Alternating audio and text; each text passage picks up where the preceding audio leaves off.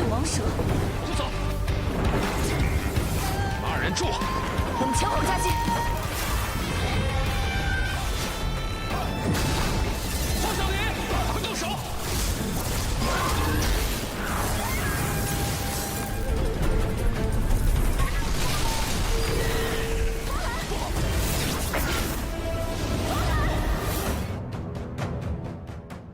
！Kembali lagi bersama Bang Jago. Seperti biasa Mimin selalu mendoakan kalian semoga selalu dalam keadaan sehat dan dalam kondisi terbaik. Di video kali ini Mimin akan menceritakan sebuah donghua series dari Immortality. Dan bagi kalian yang mungkin baru gabung ya, Mimin saranin untuk nonton bagian sebelumnya dulu. Linknya ada di deskripsi. Tak berlama-lama langsung aja kita masuk ke isi ceritanya.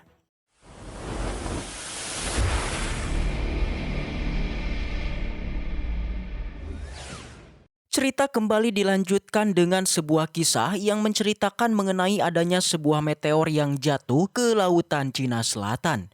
Terjatuhnya meteor tersebut tidak diketahui oleh para kultivator tentang penyebabnya. Jadinya untuk mencari informasi mengenai meteor itu, dua sekte besar memutuskan untuk melakukan kerjasama mencari informasinya. Tetapi setelah dua sekte besar tersebut pergi untuk mencari tahu informasi itu, mereka malah tidak pernah kembali lagi dan mereka pun dianggap telah menghilang. Setelah itu juga adanya informasi mengenai adanya seorang murid dari sekte Taiyin yang mencoba juga untuk mencari tahu informasi itu, tetapi ia malah mendapatkan serangan dari belakang. Selain itu, pernah juga seorang murid yang mencoba untuk mencari informasi bernama Zhou, tetapi ia malah mengorbankan dirinya untuk menyelamatkan murid lain bernama Song Wei. Dan orang-orang itu baru saja menceritakan hal ini merupakan murid tersebut, yaitu Song Wei. Jadi Song Wei inilah merupakan murid yang sedang menceritakan informasi mengenai meteor tersebut kepada panatua sekte Yuhua.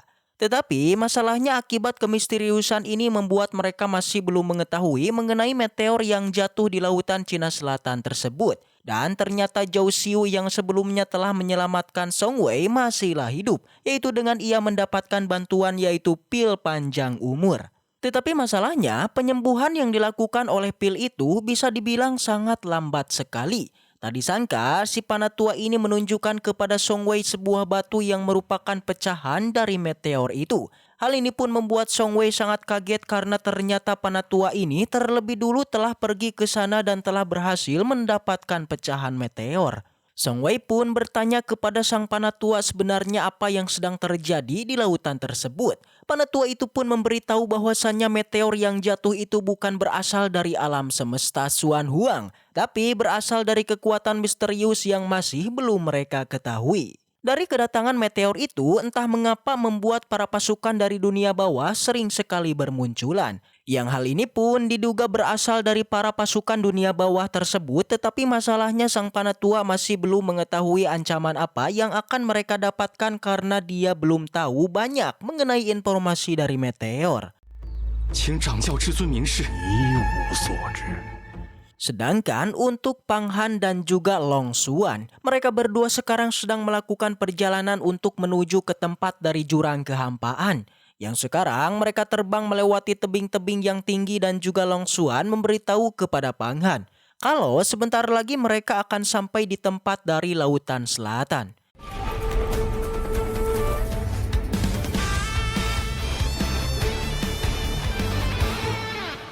Singkat cerita, Pang Han telah sampai di lautan selatan tersebut dan di sana Pang Han begitu kagum karena lautan selatan yang begitu luas. Long Xuan memberitahu bahwasannya perjalanan mereka masih belum usai karena perjalanan masih jauh dari lautan selatan ini untuk menuju ke jurang kehampaan. Karena mereka masih membutuhkan waktu kisaran 10 hari lagi dan tidak lama kemudian Xiaoling juga sampai ke tempat mereka dengan di sini ia begitu kecapean. Xiaoling pun meminta waktu kepada mereka berdua untuk melakukan perjalanan lebih santai saja karena ia yang memiliki batasan tenaga dan tidak bisa melaju begitu cepat seperti mereka.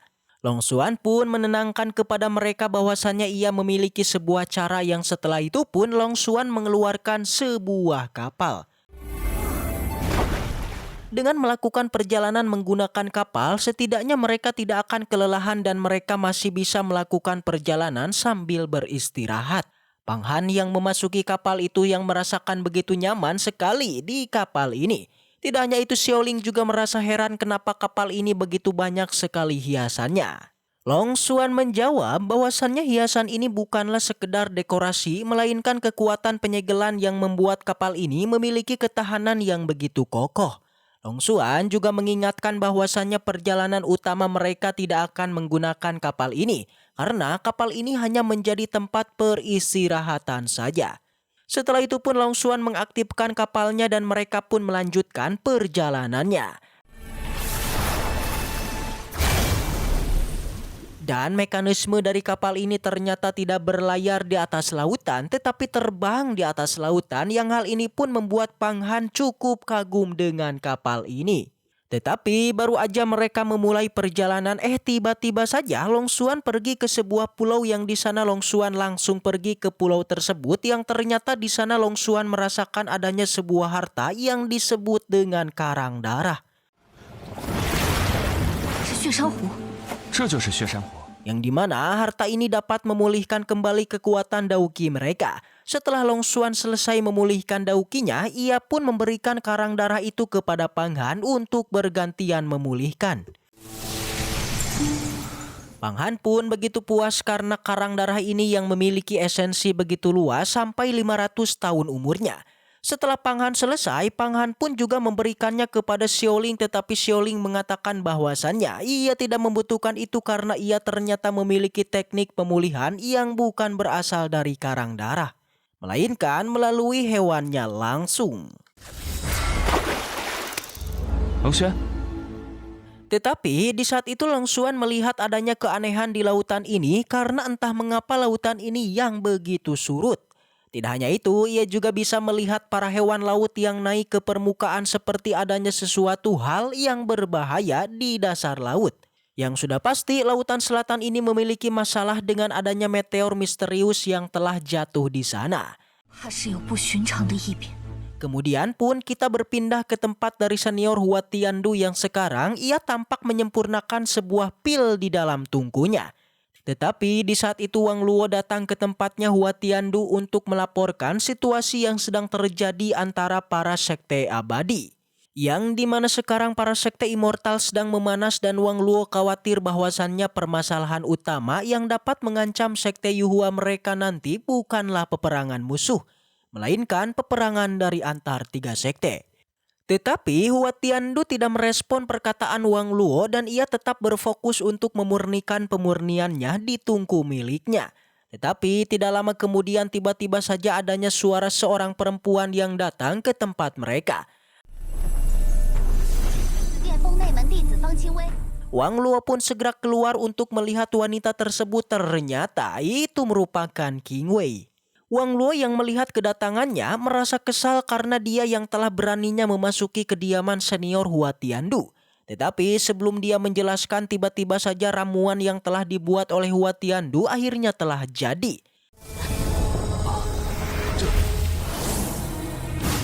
Dan setelah itu pun Hua Tiandu keluar dari sana dan ternyata dirinya yang telah menyuruh kepada Qing Wei untuk datang ke kediamannya. Hua Tiandu awalnya bertanya kepadanya apakah dia memiliki seseorang saudara petani berasal dari Laut Timur. Qing Wei membenarkan hal tersebut dengan sang saudara itu bernama Xiao Xi. Tetapi masalahnya dirinya dan juga Xiao Xi tidak memiliki hubungannya yang baik. Tetapi Qing Wei juga memberitahu bahwasannya ia kemungkinan sekarang akan pergi ke Laut Timur juga, yakni melakukan pelatihan. Tak disangka di sini Hua Tiandu akan memberikan ramuan debu emas yang sebelumnya telah ia sempurnakan kepada Qing Wei. Sontak Qing Wei pun sangat kaget kenapa Hua Tiandu memberikan ramuan yang begitu berharga kepadanya. Qing Wei berniat untuk menolaknya, tetapi Hua Tiandu memaksa kepadanya untuk menerima saja ramuan itu. Karena ramuan itu ia buat berasal dari rempah-rempah yang dimiliki oleh keluarga Fang. Hal itu pun membuat Qing Wei merasa berterima kasih dan mau menerima pil tersebut. Tetapi Wan Luo yang melihat ini begitu sangat kaget kenapa Hua Tiandu memberikan ramuan yang begitu berharga kepada seseorang junior yang tidak berguna. Wan Luo menebak apakah hal ini demi untuk menutup mulutnya kakaknya Qing Wei yaitu Qing Su. Hua Tiandu menjawab, dirinya tidak memiliki niatan seperti itu, dirinya hanya membantunya saja karena ia juga telah mengetahui bahwasannya Lautan Timur yang akan dikunjungi oleh King Wei merupakan tempat yang berbahaya. Kembali kepada Pang Han yang masih melanjutkan perjalanannya bersama dengan teman-temannya melewati Lautan Timur. Di sana mereka melihat adanya sebuah badai hitam yang cukup meresahkan. Karena seharusnya dari apa yang dilihat dari Long Xuan, kemungkinan pada pelayaran hari ini tidak akan ada munculnya badai. Jadi kemungkinan badai itu ada penyebabnya. Long Xuan pun mengarahkan kapal ke dalam badai tersebut yang setelah mereka masuk ke dalam badai itu, mereka pun mencium aroma yang begitu tidak sedap. Setelah mereka masuk lebih dalam lagi, di sana mereka melihat adanya pusaran air yang begitu besar. 水流越来越急了，是漩涡，是黑水蟒蛇。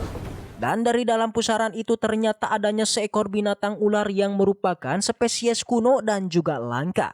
Sepengetahuan Long Xuan bahwasannya ular ini disebut dengan ular hitam, yang sepertinya ular hitam ini sekarang akan melakukan evolusi karena sepengetahuan Long Xuan ular hitam setelah penggantian kulit kedua kalinya. Maka nantinya ular hitam akan bisa berevolusi menjadi seekor naga yang sangat tangguh. Tetapi karena sekarang ular hitam ini yang masih menjadi ular dan masih belum berevolusi, Long Xuan pun ingin mengambil kesempatan ini untuk mengalahkan ular hitam ini. Karena mereka bisa mendapatkan manfaat begitu banyak dari ular hitam ini, seperti nantinya kekuatan mereka akan meningkat. Long Xuan juga memberitahu sebagai tanda terima kasih dari pil panjang umur sebelumnya. Di sini Long Xuan akan memberikan ular itu kepada Pang Han. Pang Han pun berterima kasih dan setelah itu pun mereka bertiga keluar dari kapal berhadapan melawan ular. 这大蛇如此厉害，今天我就助你屠蛇取胆。我们走。马尔人住，我们前后夹击。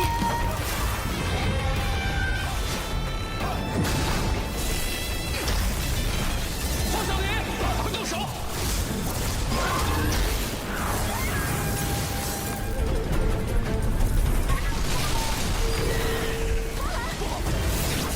Tapi tak disangka ular itu dapat melawan dengan ia mengeluarkan ledakan racun. Di mana ledakan itu terhirup oleh Long Xuan, Pang Han dan juga Xiaoling membuat mereka pun pusing. Dan setelah itu cerita pun bersambung. Baiklah, mungkin segitu aja untuk pembahasan kali ini. Semoga kita selalu diberikan kesehatan untuk mengawal Donghua ini. Dan sampai jumpa di video selanjutnya.